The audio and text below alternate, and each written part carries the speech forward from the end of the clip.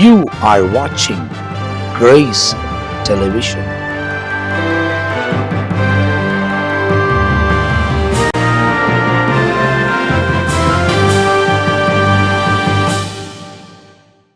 ஆண்டவராகிய இயேசு கிறிஸ்துவின் இனிய நாமத்தினால இந்த கிரேஸ் டெலிவிஷன் பார்க்கிற ஒவ்வொரு வியூஸ்க்கும் இயேசு நாமத்தில் நாங்கள் நன்றி தெரிவித்துக் கொள்கிறோம்.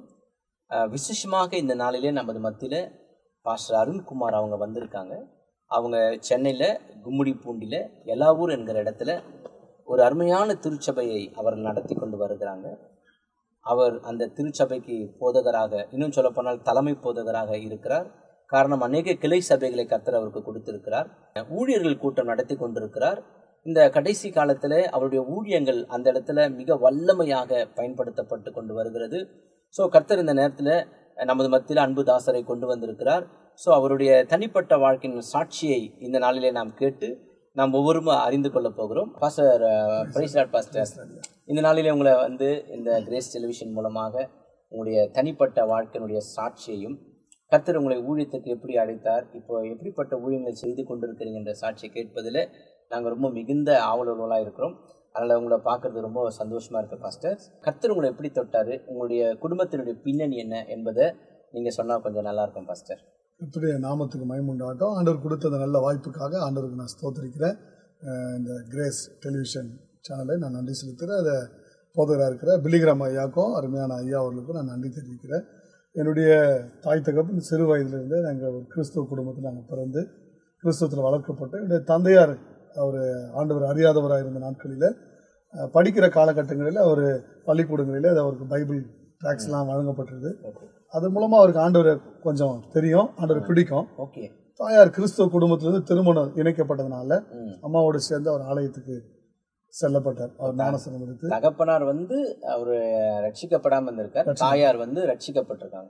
எப்படி இணைஞ்சாங்க ரெண்டு பேரும்? இவர் இந்து மார்க்கத்தான்னு சொல்ல வரீங்க இல்லைங்களா? ஆமா, அவங்க சென்னையில சார்ந்தவங்க. சோழவரத்தில் சென்னை சோழவரம் ரெடில்ஸ் பக்கத்துல சோழவரத்தில் அம்மா சொந்த ஊர். ஓகே. இங்கிருந்து அவங்க பார்க்கும்போது அங்கே ஒரு நல்ல வேலை செய்கிற கிளர்க்கா, பஞ்சாயத்துடைய கிளர்க்கா வேலை செய்துருக்காங்கப்பா. அவர் குறித்து நல்ல குடும்பம், நல்ல நபர் வேலை செய்கிறார் அப்படின்னு சொன்னபோது இவங்க தயங்காமல் விசாரிச்சு அவர் ஞானஸ்தானம் எடுப்பது ஓகே, சம்மதம் அப்படின்னு. அதாவது தகப்பனாருடைய பின்னணியும் ரொம்ப நல்லா இருந்திருக்குது, நல்லா இருந்தது. தாயினுடைய பின்னணியும் ரொம்ப நல்லா அறியாதவங்க, ஆனாலும் அவருடைய கேரக்டர் வாய்ஸ்ல அவர் நல்ல ஒரு குடும்பத்தை சார்ந்த நல்ல குடும்பமா இருந்தனால ஓகே. அம்மா அவங்கள எப்படியாவது பண்ணலாம், சந்தோஷம். அம்மா வந்த பிறகு எப்படியாவது அவரை கிறிஸ்துக்குள்ள கொண்டு வரலாம், ஆதாயப்படுத்த முடியும் என்ற தாயுடைய நம்பிக்கையினால அவங்க திருமணத்தை இணைக்கப்பட்டாங்க. அதுக்கப்புறம் அம்மாவோடு சேர்ந்து அவரும் ஆலயத்துக்கு செல்ல ஆரம்பித்தார். நான் முதலாவது மகனாக நான் என்னுடைய தகப்பனார் தாய்க்கு பிறந்தேன். என்னுடைய பேர் அருண்குமார். ரெண்டாவது தம்பி சந்தோஷ்குமார், மூன்றாவதும் அடுத்த தம்பி ஆனந்த்குமார்.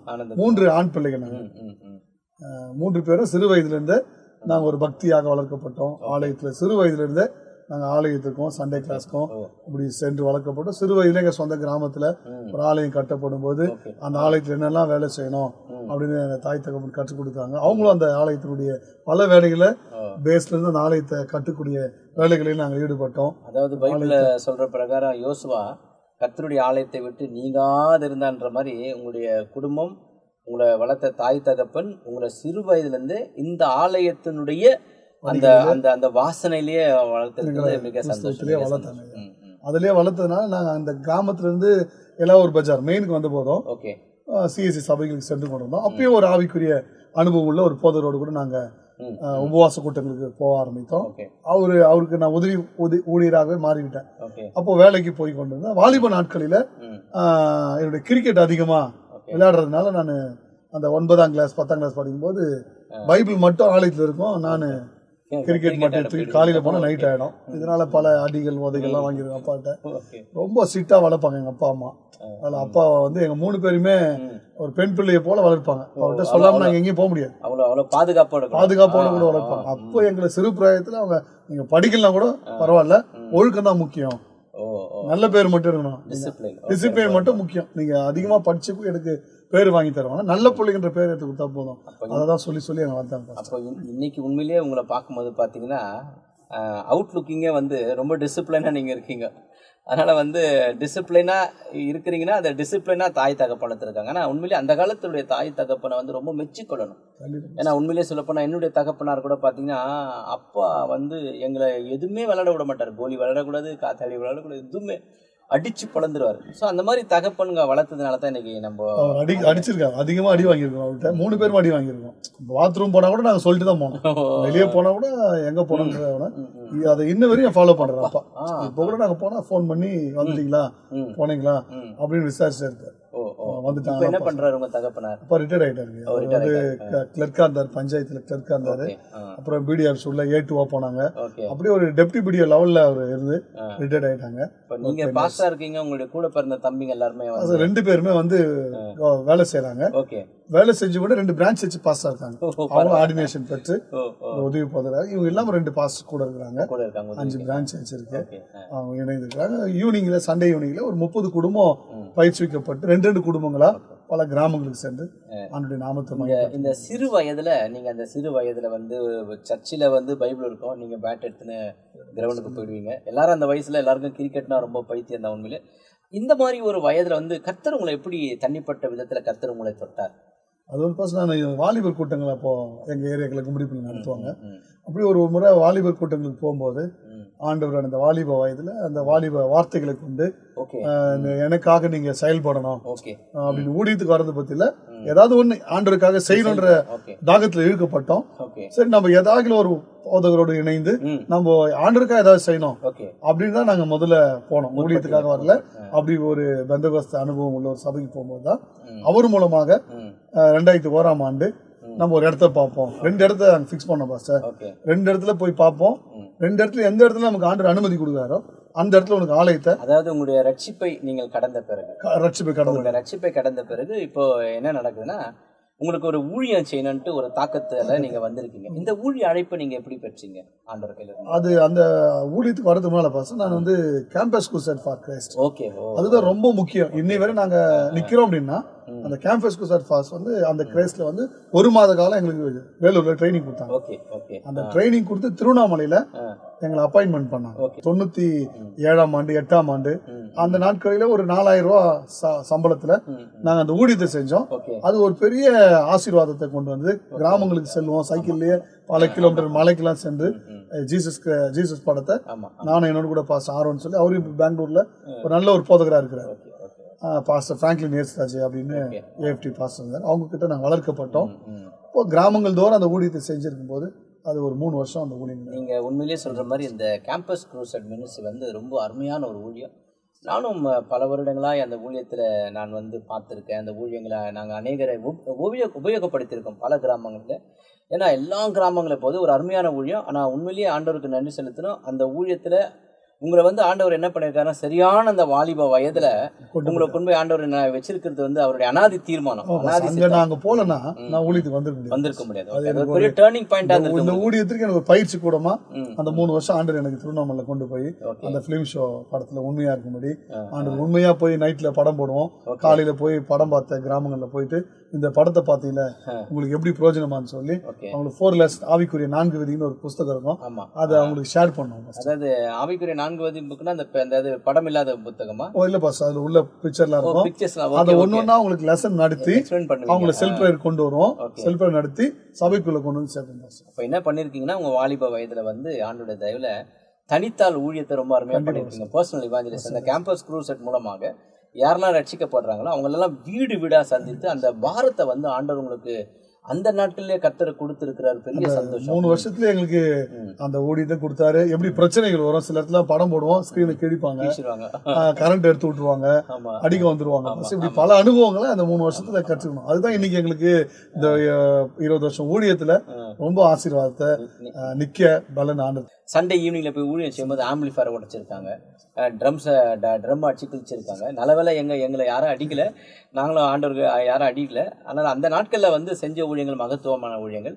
அப்படியே கர்த்தர் உங்களை வந்து இந்த ஒரு சிறு வயதுலேருந்து ஒரு வாலிப பருவத்தில் கொண்டு வந்து இந்த கேம்பஸ் குரூசேட் மூலமாக கர்த்தர் உங்களை தொட்டு நீங்களும் நல்லா இது பண்ணி. நீங்கள் என்ன வேலை பார்த்துட்டு இருந்தீங்க பசங்க? அங்கேருந்து திருவண்ணாமலையிலேருந்து என் தாய் தகப்பனுடைய அவங்களுடைய அன்பின் அடிப்படையில் நான் திரும்ப வந்திருப்பான். ஓகே. 3 வருஷம் பிரிஞ்சிருக்கிறோம், இங்கே வந்து நீ ஊழியத்தெல்லாம் செய்வோம்னு நான் ரிசைன் பண்ணிவிட்டு என்னுடைய சர்டிஃபிகேட்லாம் வாங்கிட்டு ஊருக்கு வந்துட்டு நான் 2001ஆம் ஆண்டில் அப்பாவுடைய ரெக்கமெண்டேஷன் ஒரு ப்ரைவேட் கம்பெனியில் வேலை செய்தேன் சார். ஒரு சேஃப்டியுடைய சூப்பர்வைசராக அங்கே ஒரு பணிகளை செஞ்சேன். அந்த கம்பெனியில் எனக்கு ஒரு சின்ன வேலை கிடச்சிது, ஒரு வருமானம் கிடச்சிது. அதில் ஒரு ஆவிக்குரிய சபைக்கு போகும்போது அந்த பாஸ்டர் வந்து நம்ம ஒரு வருஷம் அவர் கூட நோட்டீஸ் போடுற ஊழியங்கள், பாய் க்ளீன் பண்ணுறது, அப்படி பேண்ட் அடிக்கிறது, பல அவர் கூட சேர்ந்து சைக்கிளில் அவர் ஏற்றிட்டு போயிட்டு ஹவுஸ் விசிட்டிங் போகிறது, நோட்டீஸ் கொடுக்குறது, இப்படி பல ஊழியங்களை 2001ஆம் ஆண்டு செய்யும்போது 2001ஆம் ஆண்டு கடைசி அக்டோபர் 10வது மாதம், அக்டோபர் மாதம் 20ஆம் தேதி ஒரு இடத்த பார்க்குறேன் பஸ். அதாவது எப்படிங்கன்னா, நீங்கள் இங்கே வேலைக்காக வந்தால் கூட தொடர்ந்து ஏன் ஊழியம் செஞ்சீங்கன்னா, அந்த கேம்பஸ் குரூசைடில் இருந்து நீங்கள் செஞ்சுக்கிட்டே இருந்த அந்த அந்த அந்த ஆவிக்குரிய அனுபவம் வந்து தாகம் வந்து உங்களை விட்டு அப்படியே நீங்கள் தொடர்ந்து ஊழியம் பண்ணிட்டு இருந்தீங்க. அப்போ அப்பாட்ட நான் கேட்குறேன், ஆண்டவரே எனக்கு வேலையை கொடுத்துட்டீங்க, இப்போ ஊழியத்தை கொடுக்குறீங்களே. நான் ஊர்லேருந்து வந்துட்டேன் ஊழியத்துக்கு, அப்போ எனக்கு தரல. கம்பெனி வேலையை கொடுத்துட்டு எனக்கு இப்போ ஊழியத்தை நான் போய் பார்த்துட்டு உடனே அந்த வீட்டார் வந்து இந்த இடத்த நீங்கள் ட்ரையல் நடத்திங்க அப்படின்னு சொல்லிட்டாங்க. அப்போ நான் அப்பாட்ட நைட்டு ஜெபம் பண்ணிட்டு கேட்குறேன், இப்போ ஊழியத்தையும் வேலையும் கொடுத்துட்டு ஊழியத்தை கூட எப்படி செய்யுது அப்படிங்கும்போது, இப்போ இந்த வீடு வாடகை எப்படி கட்டுவேன், சர்ச்சு வாடகை 250 ரூபா கட்டணும், அதுதான் உனக்கு நான் வேலை கொடுத்தேன், அதான் வருமானத்தை வச்சு இந்த ஊழியத்தை நீ நடத்து அப்படின்னு சொல்லி என்னோட பேசினேன் தெளிவாக. அப்படியே ஒரு 6 வருஷம் காலம் நம்ம ஆராதனை நடத்தினோம். அதில் வர வருமானத்தின் மூலமாக ஊழியங்களை செய்ய கர்த்தர் கிருபை செஞ்சார். 2006ஆம் ஆண்டு பாஸ்டர் இந்த எனக்கு திருமணம் ஃபிக்ஸ் பண்ணுறாங்க. ஃபிக்ஸ் பண்ணும்போது இந்த மேரேஜுக்கு முன்னால் நான் இந்த வேலைக்கு போகிறதுக்கு முன்னால் இந்த 1 மாதம் 2 மாதம் ஆவியான ரொம்ப நெருக்கியே விடாது. கம்பெனிக்கு போவேன், உள்ள வேலை செஞ்சுனே இருப்பேன், ஏதாவது ஒரு ரூமில் போய் உட்காந்து அழுவேன், அழுது ஜெபம் பண்ணிகிட்டே இருப்பேன்.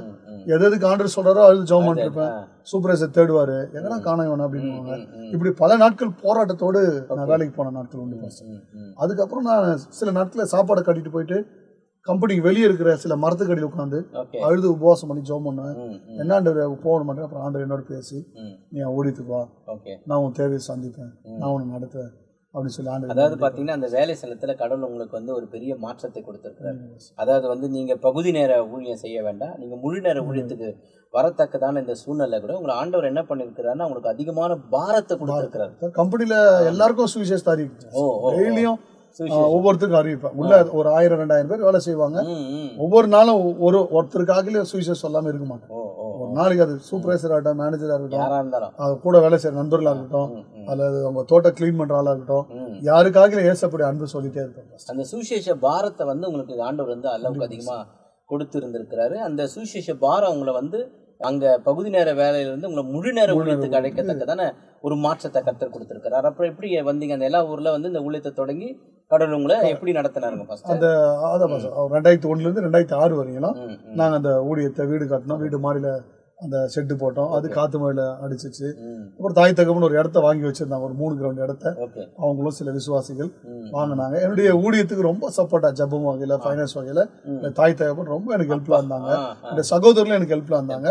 விசுவாசிகள் சில சப்போர்ட் பண்ணி அந்த இடத்த வாங்க கர்த்தர் கிருபை செஞ்சார். அதுக்கப்புறம் அந்த இடத்துல ஒரு ஃபவுண்டேஷன் போட்டு, நீங்க சொல்ற மாதிரி யோசுவா 24:15 நானும் என் வீட்டாருமோ என்றால் கர்த்தரே செய்யணும் நல்ல குடும்பத்தை கர்த்தர் கொடுத்திருக்கிறார். உண்மையிலே இந்த சாட்சியில எனக்கு ரொம்ப பிரயோஜனமா இருக்கு. ஏன்னா நானும் சண்டே கிளாஸ் ரட்சிக்கப்பட்டேன், முழுக்க இந்து குடும்பம். ஆனால் நீங்கள் சொல்கிற மாதிரி தாய் தகப்பனெல்லாம் எனக்கு எந்த சப்போர்ட்டும் இல்லை. எனக்கு தம்பிங்க 2 பேர், அக்காங்க 3 பேர், நாங்கள் 6 பேர். அதனால் அந்த சப்போர்ட் எதுவுமே எனக்கு இல்லை.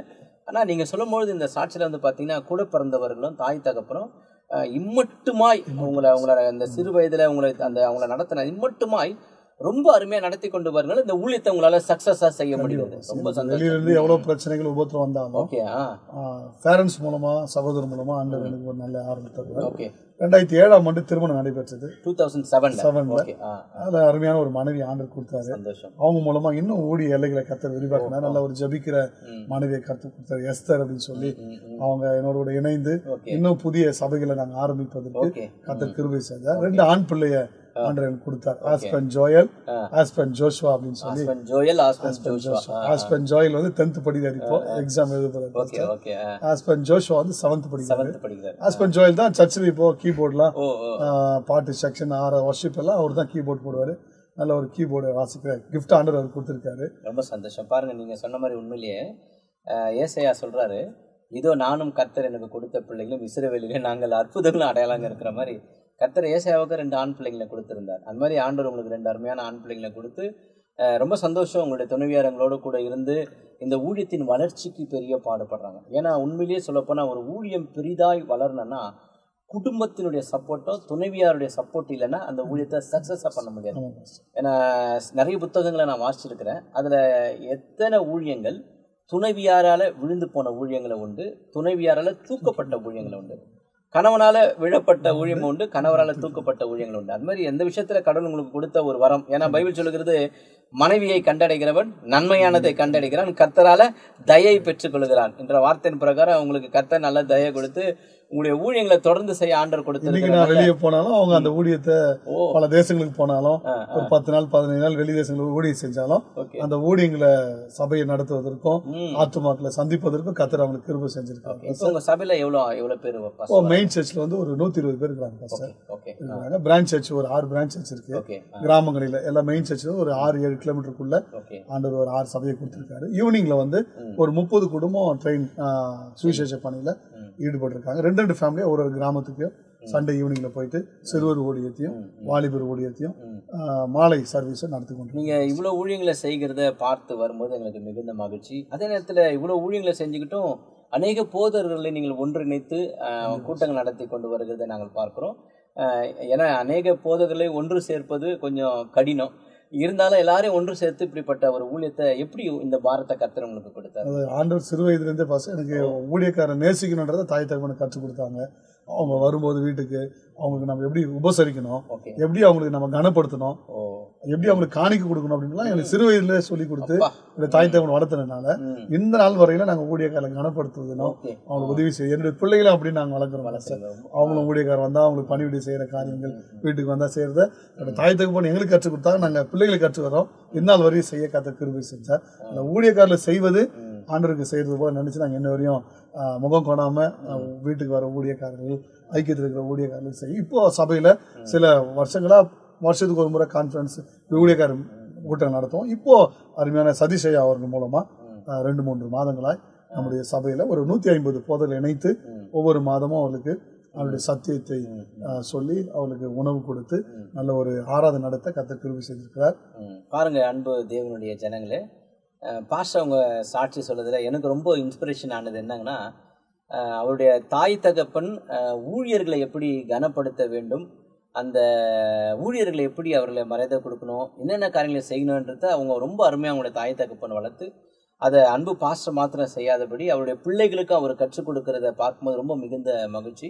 எங்கள் பாஸ்டர் வந்து எங்கள் அப்பா வந்து பாஸ்டர் வந்து அந்த சர்ச்சை கட்டும்போது கிராமத்தில் அவர் வந்து கொஞ்சம் ரெஸ்ட் எடுப்பார். அப்போ அவருக்கு கை காலெலாம் அழுத்தி விடுவாங்க. நாங்கள் பார்ப்போம் சின்ன வயசில்.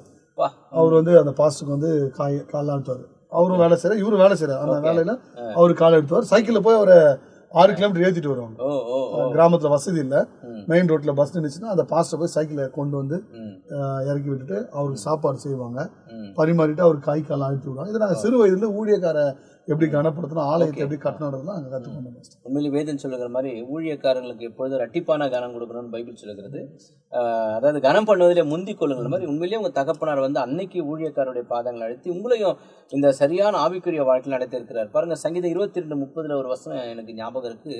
ஒரு சந்ததி அவரை சேவிக்கும், தலைமுறை தலைமுறையாக அது ஆண்டவருடைய சந்ததி எனப்படும் என்ற வார்த்தையின் பிரகாரம் உங்கள் தகப்பனுடைய சந்ததியார் வந்து கிறிஸ்துவை அறிந்து கொண்டு அந்த சந்ததியில கர்த்தர் உங்களை கொண்டு வந்து ஊழியக்காரராக, உங்களோட உடன் பிறந்தவர்களும் ஊழியக்காரராக, உங்களுடைய பிள்ளைகளையும் ஊழியத்திலையும் உங்களுடைய துணைவியாரையும் ஊழியத்திலையும் கொண்டு வந்து இன்னைக்கு ஆண்டவர் ஒரு மகத்தான ஊழியத்தை செய்து வருகிறதை பார்க்கும்போது மிகுந்த மகிழ்ச்சியாக இருக்கிறது. இன்னும் வேற என்னெல்லாம் தரிசனம், உங்களுடைய விருப்பம் என்னப்பா? ஏன்னா நீங்கள் இதை சொல்லும் போது உங்களுக்காக கண்டிப்பாக இந்த நிகழ்ச்சியை பார்க்குறவங்க உங்களுக்காக கண்டிப்பாக அவங்க தொடர்ந்து ஜெபம் பண்ணுவாங்க. அதனால் வேற என்னெல்லாம் உங்களுக்கு தரிசனத்தை கர்த்தர் உங்களுடைய உள்ளத்துல வாஞ்ச பாரம்? 1000 பேர் உள்ள ஒரு சபையா அந்த தரிசனம் கொடுத்துருக்காங்க. ஒரு 1000 பேர் முதல் டார்கெட், ஒரு 1000 பேர். இப்போ ஒரு 300-400 பேர் வராங்க. எல்லா பிரான்ச் சேர்ந்து 1000 பேர். பல கிளை சபைகள் ஒரு 50 சபையாவது உருவாக்கணும். நம்ம ஆண்டவருக்காக உயிர் இருக்கிற நாட்களுக்குள்ள ஒரு 50 சபையாவது கிராமங்கள்ல உருவாக்கணும் அப்படின்ற ஒரு பாரத்தை கொடுத்திருக்காரு. ஊழியக்கார கூட்டத்தை நடத்த ஆண்டவர் வாலிப நாட்களுக்கு ஒரு பாரம் கொடுத்தார். அதை சரியான காலகட்டமாக இந்த நாட்களில நடத்தும்படி கர்த்தர் கிருபை செய்தார். நிறைவேற்றி அதெல்லாம் நினைச்சு ரொம்ப சந்தோஷப்படுறோம். ஓகே ஓகே நம்ம அந்த அளவுக்கு ஆண்டவர் வாலிப நாட்களில நம்ம செஞ்ச காரியங்கள், சில காரியங்கள் கொஞ்சம் உண்மையா இருந்ததுனால இன்னைக்கு ஒரு மகத்தான காரியத்தை கொடுத்து சில பொறுப்புகளை கொடுத்திருக்கிறார். அது ரொம்ப அதை நினைச்சு சந்தோஷப்படுறேன். தரிசனங்களுக்காக கண்டிப்பா ஜெபம் பண்ணுங்க பாஸ்டர். கண்டிப்பா ஊழியர்கள் வளரணும், கிராமங்கள்ல இன்னும் சபைகளை ஸ்தாபிக்கணும், அநேக ஊழியர்களுக்கு உதவி செய்யணும். ஒரு பாரத் ஆண்டு கொடுத்திருக்காரு. அதற்கு ஆண்டு நான் கேட்கறதுலாம் முதலாவது என்ன ஆசீர்வதிங்க ஆண்டு, நான் ஆசீர்வதிக்கப்பட்டா அநேக ஆசீர்வாதமா இருப்பேன் அப்படின்ற ஒரு ஜெபத்தை நம்ம பண்ணிருக்கோம். ரொம்ப சந்தோஷம் பாஸ்டர். இந்த நாளிலே உங்களுடைய சாட்சி ரொம்ப மிக அருமையா இருந்தது. உண்மையா இதை பார்த்து கொண்டிருக்கிறவர்கள் உங்களுடைய தரிசனத்திற்காக அவங்க ஜெபம் பண்ணுவாங்க. உங்களுடைய தரிசனத்தில் நீங்கள் சொல்லியிருக்கிறீங்க, என்னுடைய சபையில் 1000 பேர் வரணும், நிச்சயமாக கர்த்தர் 1000 பேரை தருவார். ஒரு 50 கிளை சபையாவது நீங்கள் உருவாக்கணுன்றது உங்களுடைய பாரம். அதற்காக நீங்கள் பிரயாசப்பட்டுருக்கீங்க.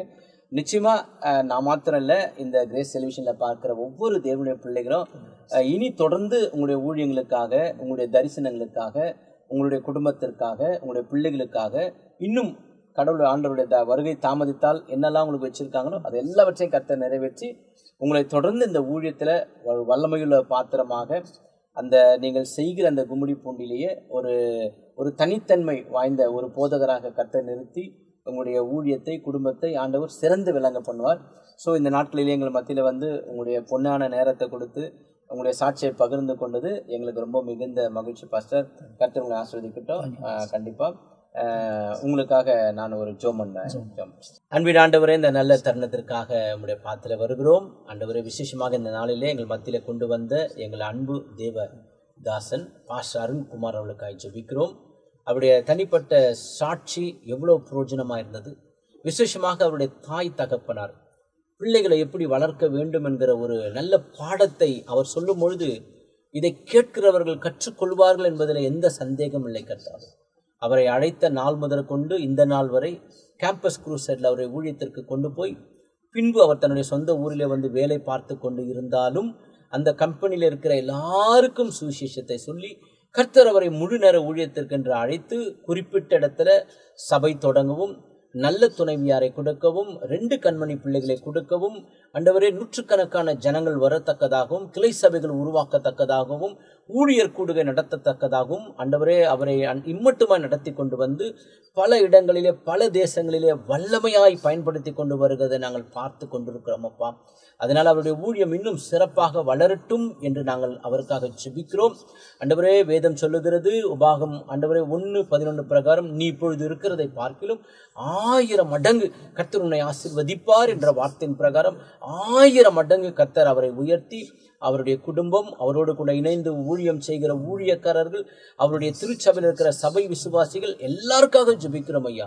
கர்த்தர் அவருடைய ஒவ்வொருவரையும் ஆசீர்வதிங்க. அவருடைய தரிசனம் நிறைவேறுவதாக இயேசுவின் நாமத்தினாலே ஜெபிக்கிறோம் நல்ல பிதாவே. ஆமென். God bless you, Pastor. Thank you so much, Pastor. Thank you. God bless you.